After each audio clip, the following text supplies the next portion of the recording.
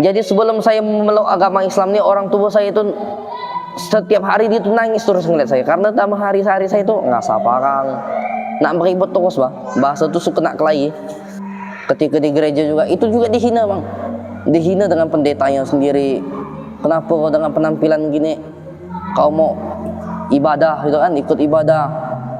Nah, pikiran saya ini teroris nih sebenarnya, ini ISIS nih, apalagi pakai sorban kan, celak siwa ini kan, ini bahaya nih sebenarnya, bisa-bisa saya bunuh diri ini sebenarnya kan. Saya ngagak kawan abang saya itu, Bang Kipli, saya bilang tolong ajarkan saya wudhu, saya bilang.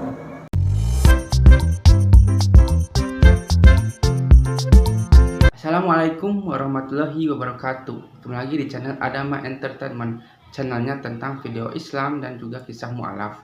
Sebelum mulai, jangan lupa untuk like dan juga subscribe ya. Tanpa panjang lebar, ayo kita saksikan. Bismillahirrahmanirrahim. Nahmaduhu wa nusalli wa nusallim ala rasulil karim. Amma ba'd. Alhamdulillah, ketika saya kenapa bisa mengenal Islam, bisa sayang dengan agama Islam, bisa menimbul cinta kepada agama Islam, dikarenakan saya ini orang tuh duduk tuh simple bang, simple. Jadi asbab dari perkawanan lah, orang tuh tidak rasis dengan saya pun tidak rasis sama orang. Nah, dan kenapa saya bisa memeluk agama Islam sekarang, dikarenakan dulu saya tuh lucu lah bang, lucu lah bahasanya tuh kan. Pokok tuh banyak orang kemungkinan tuh beda dengan keyakinan saya. Saya yakin kalau saya dilahirkan dalam agama Buddha, kan? Dalam agama Buddha, tapi saya tidak meyakini bahwa Tuhan saya tuh Tuhan yang Buddha itulah. Begitu pula dengan agama ketika nenek saya meninggal, satu keluarga saya itu masuk dalam agama Kristen. Nah, dan saya meyakini bahwa agama saya Kristen, tapi saya itu tidak meyakini bahwa Tuhan saya itu Yesus. Tapi saya meyakini Tuhan saya itu Allah. Kayak gitu, simple aja. Tapi kenapa saya pada waktu itu saya belum berani memeluk agama Islam? Karena bagi saya ketika saya memeluk agama Islam, agama yang berat, bang. Karena apa? Kata orang ketika seorang mualaf ketika masuk syahadat memeluk agama Islam, salah satu agama yang paling mudah. Tapi kalau untuk pribadi saya, agama Islam adalah agama yang paling berat. Karena apa? Ketika kita mengucapkan syahadat, tidak bisa menjaga sholat, tidak bisa menjaga zikir, tidak bisa jaga akhlak, runtuh iman kita. Salah satu agama Islam kayak gitu. Dan alhamdulillah semua pun asbab saudara saya juga. Kenapa saya bisa mengenal agama Islam, bagaimana cara saya bisa masuk agama Islam, itu karena saudara saya, abang saya, Edi namanya, Edi Chandra. Jadi keluarga saya ini keluarga Chandra sama bang. Nanti apa pula nama saya Niki Chandra, abang saya ini Edi Chandra, kan keluarga Chandra. Alhamdulillah, sebelum saya masuk Islam, saudara saya duluan masuk Islam, namanya Edi dan sering dipanggil bocah, kan? Alhamdulillah lah, Allah Ta'ala ini mengangkat derajat kami berdua saudara ini bukan dengan segi harta, bukan dengan segi saya ini orang yang berada dan saya ini orang yang tak berada, bukan. Tapi Allah Ta'ala mengangkat derajat kami dengan memeluknya kami ini agama Islam. Saya ini salah satu dalam antara keluarga nih, kami berdua ini salah satu saudara yang paling dipojokin dalam keluarga lah bang. Dipojokin dengan keluarga karena penampilan kami lah. Kami tatoan kan, abang saya juga tatoan. Tapi alhamdulillah, mulianya Allah angkat derajat kami, Allah memberi kami hidayah. Allah masukkan abang saya agama Islam, dan setelah abang saya masuk agama Islam, saya yang masuk agama Islam. Itu pun berkat abang saya. Itu ketika saya, kalau tidak salah saya, antara 2016 atau 2017. Itu tepat kejadian tuh di PSP, di malam hari. Saya di situ tuh dalam keadaan bingung lah kan, ibarat tuh pikiran kosong. Jalan saya ini mau kemana arahnya? Atau saya ini ke depan enggak majunya, atau ke belakang enggak, bingung lah. Udah mau buat lakukan diri sendiri ini udah bingung lah. Pokok tuh udah salah satu cara tuh memang udah bingung lah. Udah capek dengan zolimi diri sendiri, udah capek dengan kehidupan yang sekarang. Tapi bingung untuk mencari jalan yang benar, nih jalan yang mana. Abang saya lah datang menghampiri saya itu di PSP. Kalau bahasa orang Pontianak tuh Seluam, di belakang Mall Matahari. Itu tuh tongkrongan kami dulu tuh, Bang. Tongkrongan bisa dibilang tuh anak-anak pang lah di situ. Nah, abang saya punya risau mungkin kan, kenapa nih adik saya mencintai bahwasan saya ini adik kan, risau dia dengan saya. Mungkin ada timbul kasihan dan risau, diajaklah saya ke tempat saudara dia, kawan juga, kawan. Namanya itu Zulkifli. Tinggal itu di Pasar Daliah. Alhamdulillah saya diajak beliau, disuruh abang saya dikarenakan masih ngontrak sama mantan istrinya dulu kan, sama istrinya. Dititipkan saya di situ. Saya ditidurkan di rumah kawannya itu selama 3 hari, Bang. 3 hari 3 malam. Itu dalam keadaan saya belum Islam. Keadaan saya belum Islam, dan saya itu mengakui diri saya itu Islam.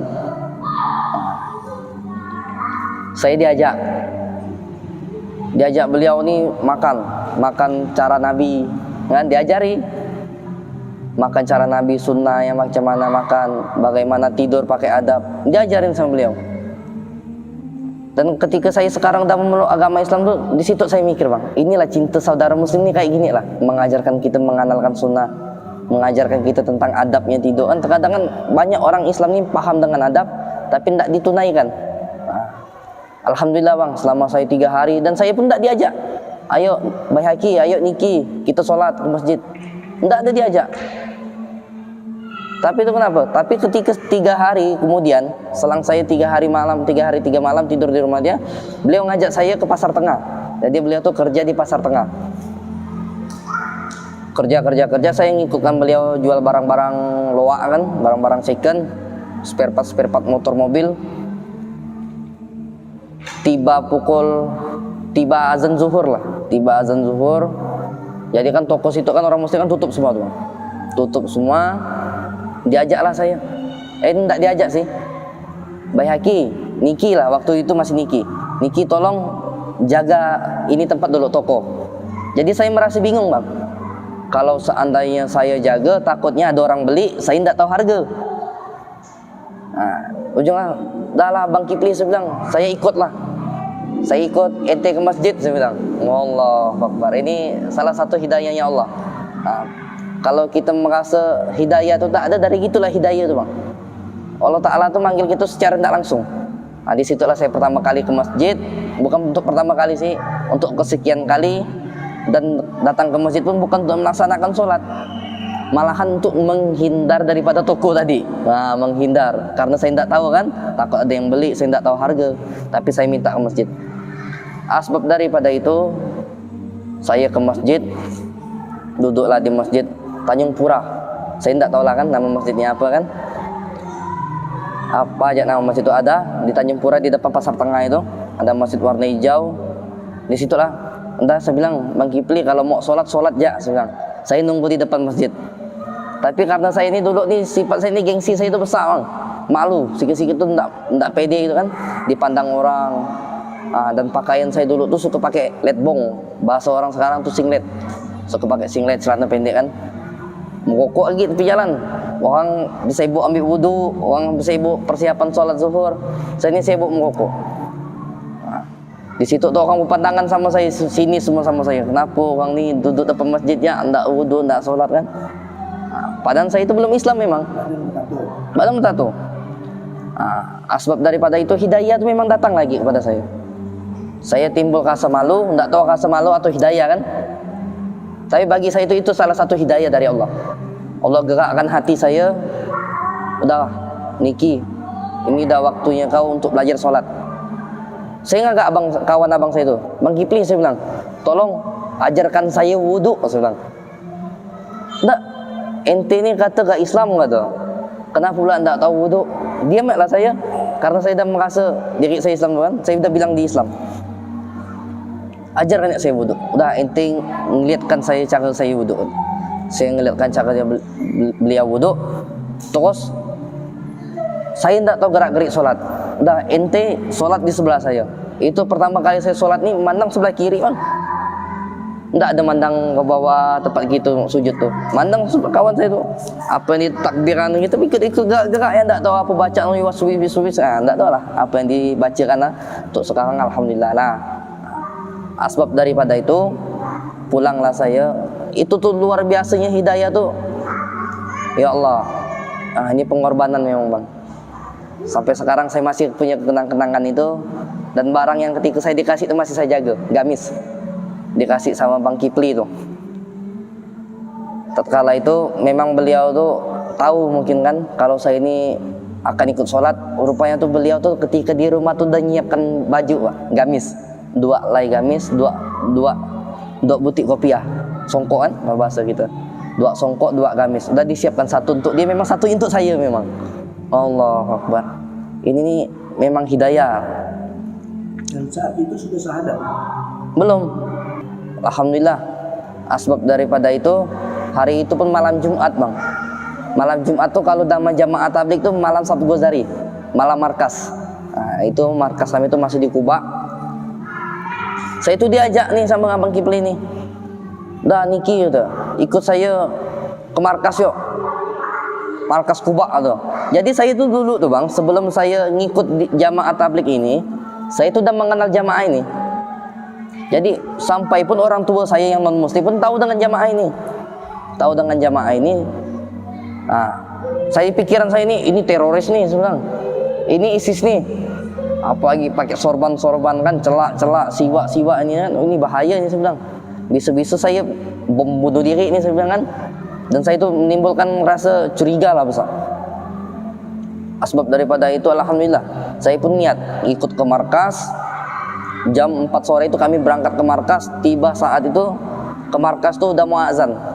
Setelah azan, alhamdulillah orang sana tuh sayang banget sama saya. Sayang lah, menimbulkan rasa inilah saudara saya kan, inilah saudara Islam kita. Walaupun saya bertato dulu, tatkala saya belum belajar dalam agama Islam nih bang, saya pernah ketika di gereja juga, itu juga dihina bang. Dihina dengan pendetanya sendiri. Kenapa kau dengan penampilan gini kau mau ibadah gitu kan, ikut ibadah. Ya Allah, saya itu merasa oh inilah kasih sayang sebenarnya kan. Tatkala ketika saya ikut ke markas itu diceramahin lah, dikasih arahan tentang bab hijrah juga pas pada itu, pas yang disampaikan tuh ketika pas dengan masalah saya yang saya alami tuh. Ya Allah, saya bilang nih, kenapa bisa sesuai dengan hati saya. Jadi itu memang ibarat tuh, dah antum Ustaz ceramah tentang bab ini macam dimusyawarahkan. Padahal itu tanpa dimusyawarahkan udah terkena ke hati. Apa yang dikeluarkan oleh lisan Ustadz itu yang menyampaikan ketika pertama kali saya ke markas tuh terkena ke hati saya. Itu nangis saya bang, nangis saya, ya Allah, inilah hidayahnya. Selesai saya dikasih ceramah, saya itu dikasih makan lagi bang. Nah, di situ lah saya merasa, oh ini tidak seperti yang saya pikirkan. Kan? Sebelumnya saya mikir, oh ini nih jamaah tidak jelas nih, jamaah suka meninggalkan istri kalau kata orang zaman dulu kan, jamaah kompor, jamaah kubak kalau bahasa komponen. Jadi itu kan ada pengeluaran jamaah 3 hari bang. Nah, jadi jamaah tablighnya ada yang keluar 3 hari, masa ya ada yang keluar 40 hari, 4 bulan. Begitu juga kita udah punya istri, ada juga kegiatan buat istri gitu. 3 hari, 10 hari, 15 hari, dan sampai 40 hari dan 2 bulan India Pakistan. Nah, alhamdulillah Allah Ta'ala tuh memberi saya hidayah itu dengan itulah. Kamu Baihaqi, kamu Niki, macam mana? Siapa yang niat 3 hari kes besok? Saya itu langsung angkat tangan bang. Saya pun terkejut, kenapa saya mau angkat tangan untuk keluar 3 hari? Ya Allah, saya bilang. Nah, disitulah saya memandang pengorbanan kawan saya, kawan abang saya tuh Zulkifli tuh. Ketika dia tuh senang ngelihat saya tuh mengikuti inilah, belajar untuk dalam agama Islam kan. Saya itu dikorbankan bang. Ketika saya itu tidak ada uang untuk keluar 3 hari kan, karena kan harus dengan harta diri, waktu kita sendiri. Kita harus mengeluarkan harta kita, waktu kita, diri kita untuk agama. Di situ saya tidak ada apa-apa. Dan pada waktu itu pun saya pun merasa tidak memiliki keluarga. Tapi abang saya itu selalu ada untuk saya. Ketika saya susah, abang saya yang selalu bantu. ketika saya senang, abang saya pun jarang ada untuk saya yang suka lupakan dia lah gitu kan. Alhamdulillah, sampai-sampai itikaf di masjid itu bang, ya Allah, subhanallah, karpet untuk orang meninggal loh bang, dibungkuskan untuk antum keluar 3 hari, ya Allah. Di situ saya merasa inilah tanda cintanya kita nih, tanda cinta umat akhir zaman inilah, tanda cinta saudara gitu. Keluarlah saya 3 hari di Sungai Udang bersama Ustadz Ikramuddin. Alhamdulillah, asbab daripada itu ya Allah, hidayah. Itu belum saya masuk Islam, belum sama sekali masuk Islam. Dan orang-orang nggak tahu. Dan orang-orang tak tahu, orang-orang tahu tuh saya Islam. Tapi alhamdulillah bang, di situ saya merasakan ini benar-benar hidayah dari Allah Taala. Kemungkinan yang ketika saya rasakan pada waktu itu orang semua tuh tidak pernah merasakan seperti saya. Kenapa saya bisa bilang gitu? Tatkala itu ketika saya pulang 3 hari, itu kan kalau bahasa jamaah tabligh kan jos, semangat kan, semangat untuk agama lah nih kan. Kalau jalan kaki pun mampu gak kita berkilo-kilo karena semangat itu. Alhamdulillah Allah Ta'ala tuh buka pintu hati saya itu untuk pandang-pandangan orang nih, mau orang kafir kah, orang Islam kah, mau lelaki kah, wanita kah. Allah Ta'ala tuh pandangan saya itu lelaki-lelaki semua tuh pakai kopiah semua, pakai kopiah, pakai sorban semua, pakai gamis semua. Begitu juga perempuan-perempuan yang saya pandang-pandang nih bang, perempuan-perempuan menutup auratnya semua.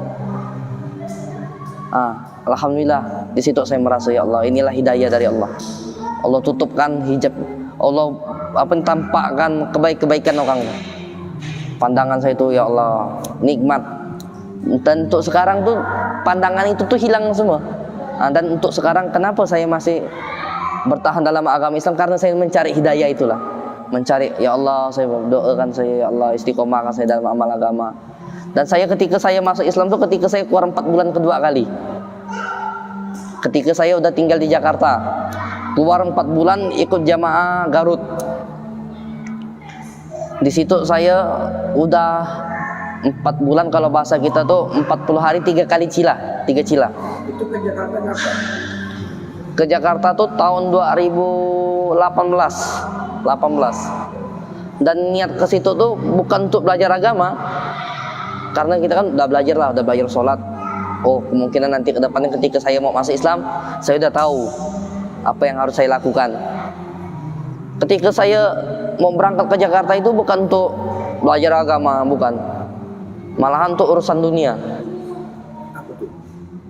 Sablon. Belajar sablon. Enggak. Jadi itu ada kawan saya orang Garut, orang Cikajang. Jadi itu ada Garut, nama kabupaten itu Cikajang gitu kan. Mengajak saya itu kerjasama. Saya bisa nyablon dan dia tuh enggak bisa nyablon, minta ajarkan lah gitu bahasanya tuh. Sama-sama belajar dan ingin buka usaha sablon. Dan Allah Ta'ala ini memang bolak-balikkan hati seseorang gitu bang. Saya di situ dikasih cobaan kan, ujung-ujungnya udah sampai ke sana tuh memang kecewa dengan manusia tuh memang besar, tak jadi. Ya Allah, saya bilang saya udah jauh-jauh dari Pontianak sampai ke Garut, ujung-ujungnya tidak jadi urusan dunia ini kan. Tuh kembali lagi saya ke jalan, ngamen lagi kan, untuk cari ongkos untuk pulang Pontianak nih, bingung kan karena tidak ada kerja. Ngamen, ketemulah di warung kopi, lupa dah saya nama si Fulan itu siapa. Ketemulah beliau situ, ngomongkan perkara iman nih.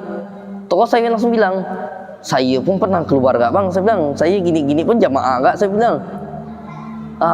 Disitulah hidayah saya datang. Disitulah saya benar-benar sungguh-sungguh niat masuk Islam. Saya diajak dia ke Garut kota di Masjid Dodol. Jadi kalau bahasa orang Pontianak ini pernah makan dodol Garut, tapi dia belum tentu pernah ke gudangnya langsung. Kalau saya datang ke gudangnya langsung. Wah, Masya Allah, ini hidayah. Gara-gara agama lah ini saya disampaikan ke sana. Saya diantar ke Masjid Dodol Garut tuh, ketemu di situ, ketemu saudara-saudara Muslim di situ. Dan mati saya ini, kenapa ketemu jamaah ini lagi? Kenapa enggak ketemu orang lain? Kan? Kenapa enggak ketemu yang aliran apa? Kalau kata pang tuh bang, bahasa pang kami kan, kenapa malah ketemu bagian pang rock ya terus nih, enggak ketemu pang street ini gitu ah? Ini malah ya jamaah tabligh terus nih ketemu nih. Kita mau ngindar ke kebun pun ketemu jamaah tabligh. Kita mau ke sungai pun ketemu jamaah tabligh. Mau lari ke kampung pedalaman pun ketemu gak jamaah tabligh. Saya ke Garut tuh bang, bukan tanpa kita berhubungan kontak, enggak ada. Tapi Allah Ta'ala tuh ketemukan saya dengan jamaah tabligh lagi. Dia ketemukan dengan beliau, alhamdulillah. Beliau ngajak saya untuk situ keluar 3 hari, saya keluar 3 hari. Asbab daripada keluar 3 hari, beliau ngajak saya untuk keluar 40 hari, saya keluar 40 hari, belum juga masuk Islam. Ketika saya diajak keluar 4 bulan, saya berangkat 4 bulan.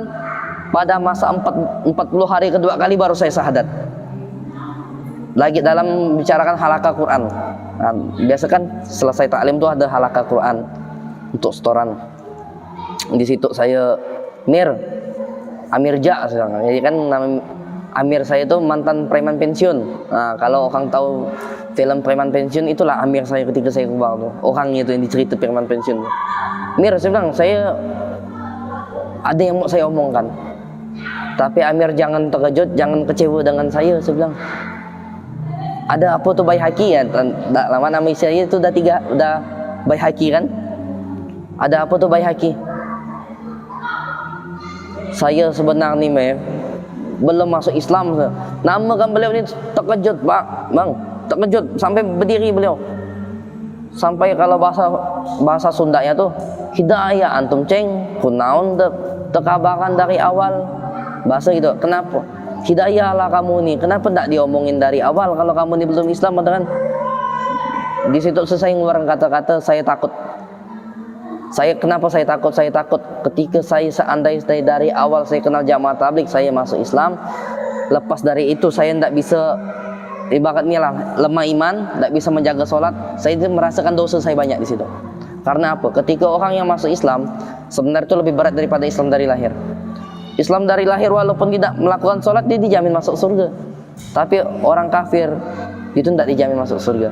Tetapi orang mualaf walaupun dosa dia ketika masuk Islam dosa diampunkan, tapi dengan dia tidak melakukan syariat-syariat Islam, kan sama juga kayak gitu.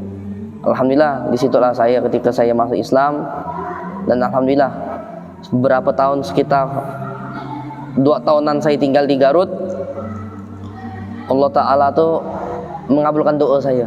Saya merasa ya Allah, alhamdulillah saya kemungkinan dah cukup untuk belajar sholatnya, bukan dah cukup untuk berhenti, untuk enggak, tapi itu ada tameng lah, ada ilmu lah setidaknya untuk pulang ke kampung saya. Saya pun punya orang tua, saya niat pulang lah.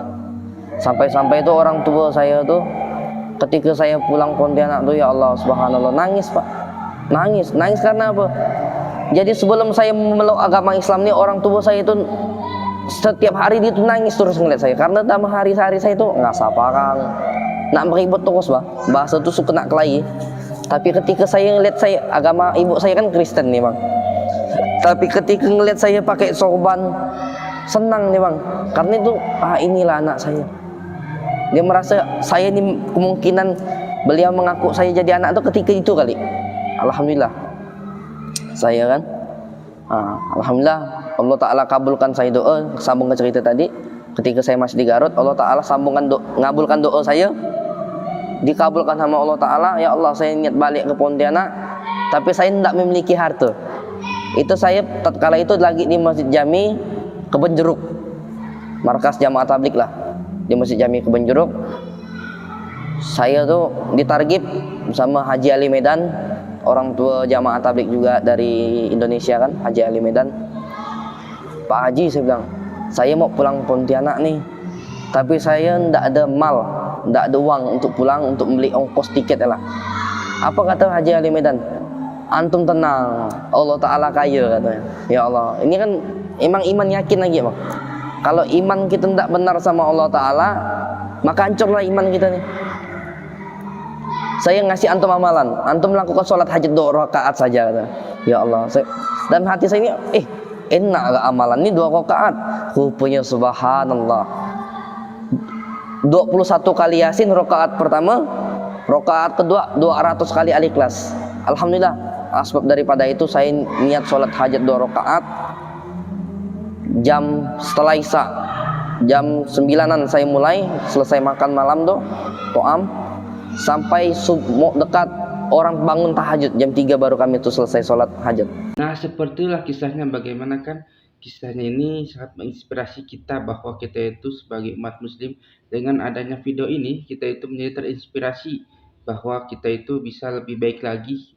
Dan dengan video ini juga mungkin kalian juga yang mungkin non muslim ya, yang menyaksikan ini, kalian juga mungkin ada gambaran seperti apa bahwa agama Kristen itu tidak selalu misalnya benar ya, karena banyak juga kontradiksi di sini bahwa agama Kristen, agama non Islam misalnya gitu ya, jika orang-orang mereka itu mualaf itu karena apa, kebanyakan itu mereka itu tahu bahwa Islam itu adalah agama yang benar, agama yang lebih masuk akal daripada agama-agama lainnya.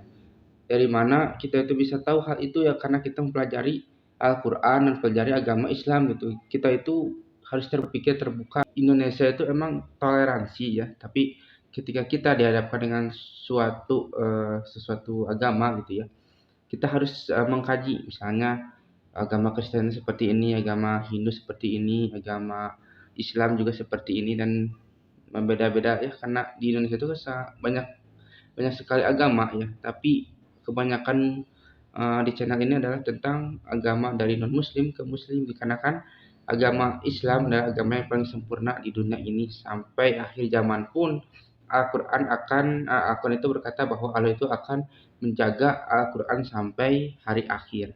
Nah, seperti itulah bagaimana kisahnya ya. Dan jika kalian suka, jangan lupa untuk like, comment, dan subscribe ya. Dan nantikan video saya selanjutnya. Wassalamualaikum warahmatullahi wabarakatuh.